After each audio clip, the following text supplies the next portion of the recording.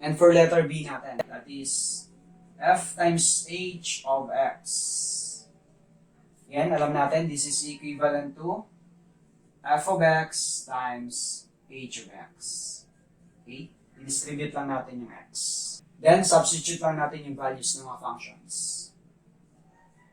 F of x, that is x plus 2, times h of x, that is x squared plus 4x minus 2. Then, simplify lang. So, gagawin natin dito, distribute lang natin. So, yung x lang muna yung i-multiply natin dito sa trinomial. So, x times x squared, that is x cubed. Pag nag-add lang tayo ng exponent. X times 4x, that is 4x squared.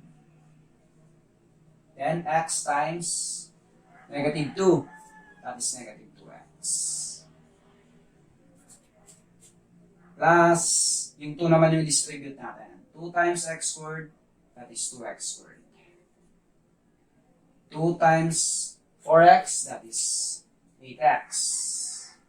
And last, 2 times negative 2, that is negative 4. Okay? And then, combine similar terms. So, copy lang natin yung x cube, wala siyang kaparehas. Then, combine natin yung 4x squared plus 2x squared. That is 6x squared. Then, negative 2x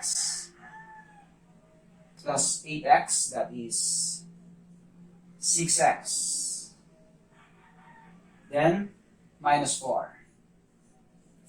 So, f times h of x is equal to x cubed plus 6x squared plus 6x minus 4.